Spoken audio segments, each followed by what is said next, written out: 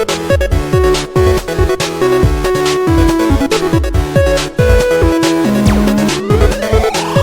guys, so welcome back to my channel today, and we are doing another video today. So you guys have been requesting for me to do a thumbnail on how I create my thumbnails for my videos. So I was like, you know what, let me go and do it because you guys requested it, and I want to do it because I love making thumbnails. Like, that's the best part of YouTube that I've been doing for so long. I was like, thumbnails are the best because like recording the video is like fun, but making the thumbnail for that video, oh my gosh, it's like the best thing ever. You can be creative on so many levels. It's the best thing ever. But I was like, you know what? Let me do it now. I'm doing it now. So yeah. So a few guys have been asking me on like how I created this thumbnail, and I was like, okay, it's very plain and simple. Pretty much just like the text, the background, and like the slashes, and the basically the sim. So what I generally think of is like when I want to create a thumbnail, I generally think about the video. I go back to like the video clip itself and kind of look through it and see what I did there and what it's all about, and make the title for it, and also make the thumbnail for it to like fit that title and make it relevant. So technically with this right here, it's toddlers, and you have two toddlers here, and it was actually for my CC shopping video that I did. And since it was all about toddlers, I just want to have the word toddler in it, and also have the two Sims that were toddlers, along with a little bit of pop of color. That's why I did different colors for each and every letter. And it's very, very easy actually. So what I technically is highlighted I highlighted the letter and changed the color of it. That was pretty much it. But today we are doing a step-by-step video today on how to create a thumbnail, on how I create my thumbnail. For the sake of it, please do not take this whole thumbnail tutorial and like recreate it for your videos. It does not help. Like, by all means, it does not help you in the long run. It really, really doesn't. Just telling you now, it does not help you. Be original, please. Just be original. So what I technically do, and I'm in Photoshop if you guys not tell. So what I do is file new, and for the general size for my thumbnails, it's really, really small. And I used to do the 1920 by 1080 size for my thumbnails, but then I realized that's like way, way, way too big and way too much space. And again, less is more, so don't try to cramp everything in one small thumbnail. Just try to keep it to the point and keep it plain and simple. So for my general size thumbnail, I choose 480 by 269 pixels for the width and height. The resolution is 300, and the orientation is landscape. Yes, landscape. And I generally stick to this right size right here. So you want to use this size right here, and you want to try and like keep less is more type of style to your thumbnails. That would be really cool. I would love to see your style of thumbnails when you create thumbnails. Like, if you create thumbnails and you use this type of style, the size of the thumbnail, let me know. I would love to see your thumbnails on Twitter. Just follow me. But anyway, so I'm gonna click create. So today I'm going to be choosing some custom brushes that I use. I will link pretty much every single like help tips and tricks of what I use for Photoshop on how I create my thumbnails, like the brushes that I use, the pretty much just the brushes where I get my fonts from, and as well as some like other places that I pretty much get like some textures and stuff like that where I get from. Also, I have a website now that's pretty cool. So yeah, I have a website. I will also link that down below for you guys to, you know, check that out, because websites are always cool, right? Like, who doesn't love websites? I love them. It's fun to read. Also, anyway, but yeah, so first and foremost, what I use is go to my brush tool. And you can see here, I have a lot of brushes technically, and they're literally all from the same exact Photoshop brush creator. His name is Kyle. I think the website is called Gumroad, whatever it's called on that website, but I will also link that down below. So, but yeah, I get a lot of his brushes from that website. I pretty much downloaded all his collection. It's called the Mega Pack, and I bought that. I think it was like, I don't know, $10 or whatever. I bought that. It was really cheap, really cool. I have everything that he has made so far. I still get updates for it, so that's pretty nice. But for the thumbnail that I'm going to be creating is I use the Spatter Bot tool. And with that, I go ahead and choose the color of gray, because gray is a very I don't say neutral. It's a very, very light, soft color. And the reason why I choose gray is because gray is a very, very settling, very calm color that I like to choose. And I don't want to try and overcrowd it a lot more.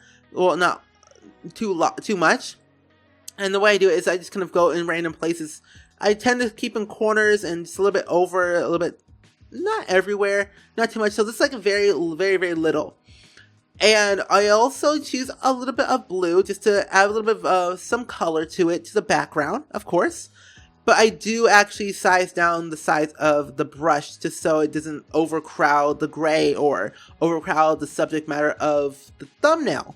So it's, again, little random spots every now and then, and just random spots. It's not too much. Just, yeah, there we go.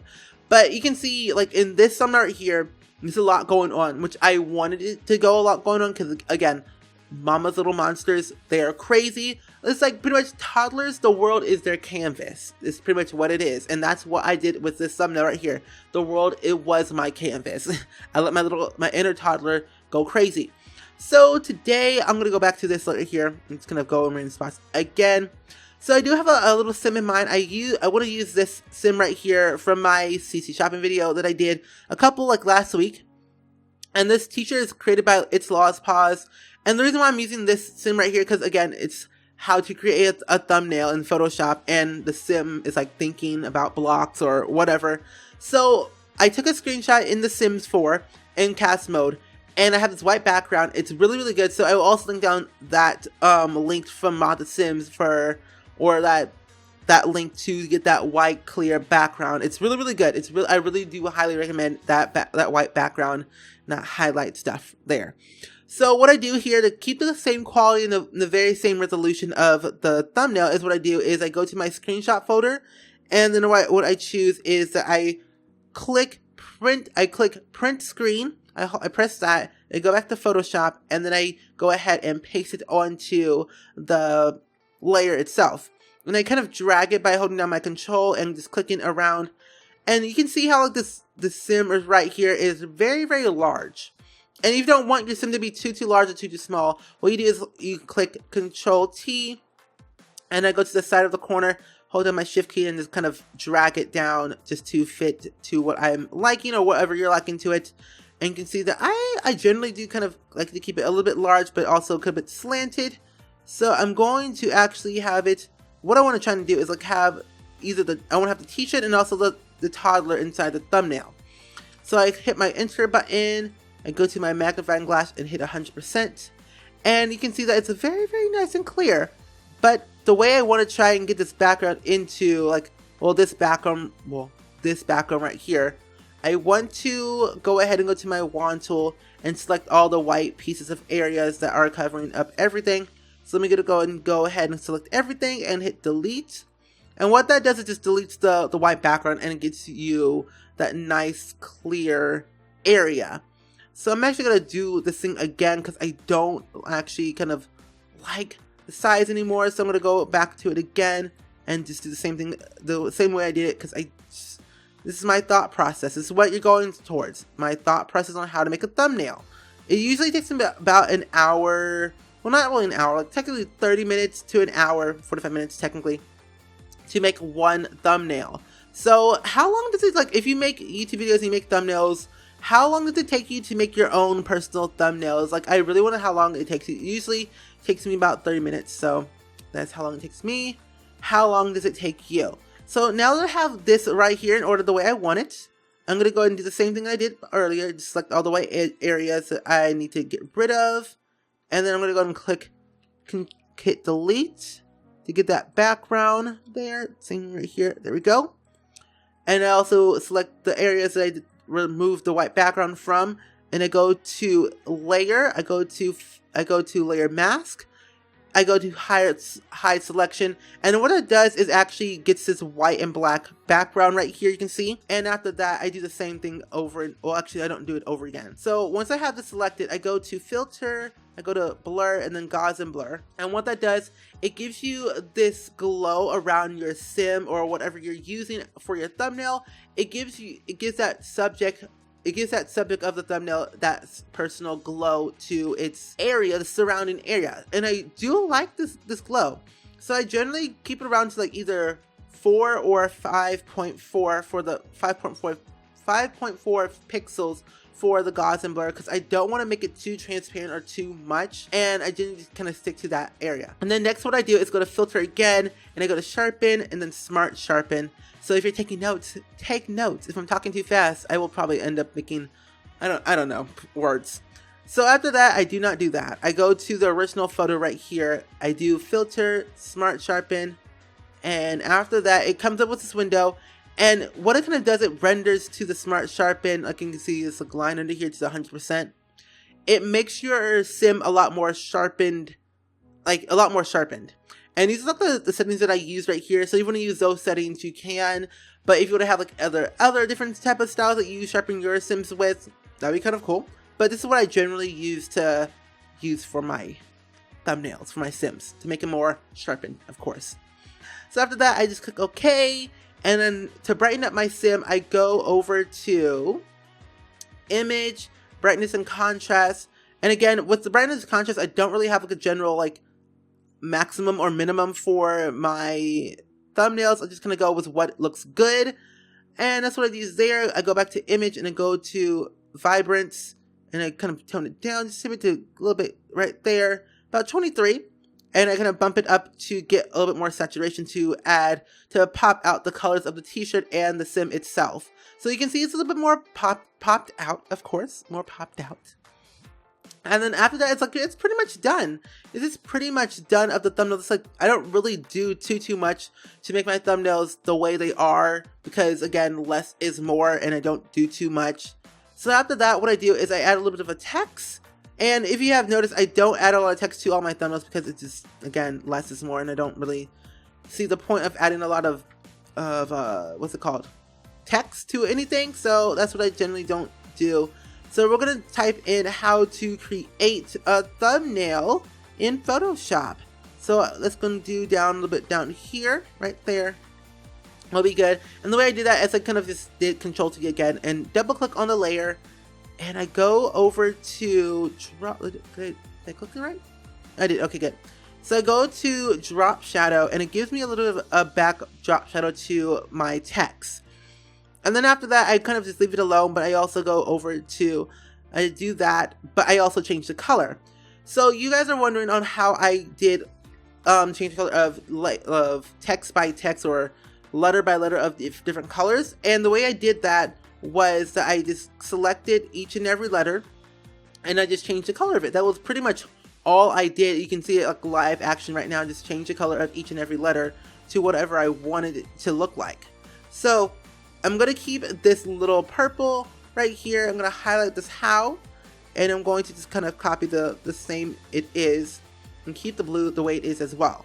So after that, I'm going to go and copy it. I'm going to click Command J, drag it down, and then highlight it again and type in how to create. Yes, how to create right there. I'm going to size it down just a bit because I don't want to touch the toddler too much.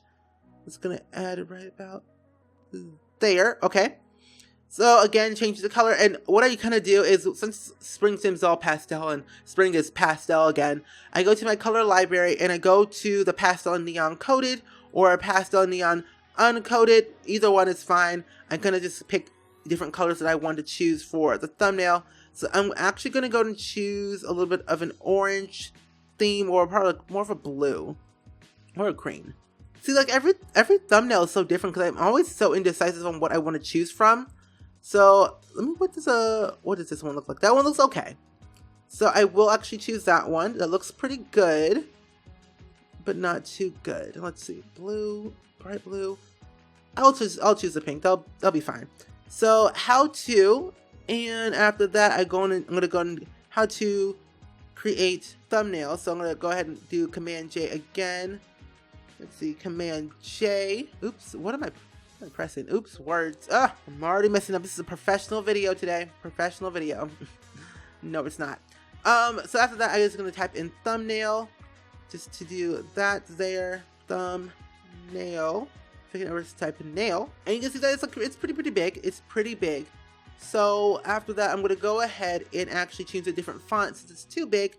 Kind of just have it the way it is. I'm gonna go and scooch it in under the create one and might tone it down or probably bring it back up the way it was before, so you guys can see a little bit better in the video. Because pretty much what people like, if people are gonna watch a video, the first thing that they see is the thumbnail, and you want the thumbnail to be very eye-catching and very, like, for me, bright colors really do pop for me. and I do like bright colors a lot, so that's what I tend to use for my thumbnails. And every person is different. Every person has their own sort of style. So that's, I've changed my style of thumbnails for a longest time. Like when I first started YouTube back like 7 years ago, I'd never used thumbnails. I never, like I didn't know how to create thumbnails back then. But now I'm like more experienced and more better at it. I feel like thumbnails are much better that way. It's a lot easier. So I'm trying to find a perfect color to make this one pop a little bit more. So I might actually kind of use, so I'm guessing I might just use this blue right here. And that's not very pastel. I don't like it. So I'm gonna change it. So I might actually just keep the purple, blue, and pink theme for this one. So I tend to keep a theme around all my thumbnails. So after that I have that done, I'm gonna go back to my effects area and change the drop shadow because it does look a little bit too much. So I'm actually gonna keep the drop shadow but add a bevel and emboss to it just to add a little bit of a pop to it to make it stand out just a tad bit, but also tone down this right here but make it to a 1. About there. That looks good to me. Let's see if I add a stroke to it. Yes, it looks a little bit better. Add my drop shadow back right about there to about 2 or 3. Like you don't want to like overdo it. So technically 2 or 3 is a very good minimum and maximum for me technically. So I'm gonna choose 2 for this one and at 57%. But I can see that this one right here is actually a little bit too much. I'm gonna scoot it over just a tad bit. So it looks pretty good. So we already have the how to create thumbnails. And I'm going to type in, and I'm going to use a little bit of fancy font. So where I get my fonts from is I get all my, I get all my fonts from defont.com. So if you don't know that website, defont.com is pretty much a font website where you can download free fonts for any other program that you have for your photo editing or either like Word. So that is a very, very good website that I highly, highly recommend that you go to if you're looking for free fonts that you want to use for your thumbnails or just fonts in general that you want just to have in your computer as storage or whatever, or just get inspiration to make your own fonts. And that's pretty cool. And for me, I wish I could create my own fonts, but I technically cannot because I'm not that creative. One day that will happen. So since I already have the in, I want to change the color of it to more of a bright blue that is pretty much up here. So I'm going to do that there. I'm going to double click on the layer, and you can see that I don't have a lot of layers right here because again, less is more and you don't really need a lot of layers. I'm going to add a drop shadow to it. I'm going to add a stroke and then a bezel and emboss to it as well. Let's see what the stroke looks like. Okay, there we go. Add a 3. You never know what it looks like when you add a 3 to it. Looks good. So after that I have this done, I'm going to go ahead and type in Photoshop because Photoshop is what this program is called. Photoshop is not free, so just telling you now, Photoshop is not free. You actually have to pay for it. I pay a subscription.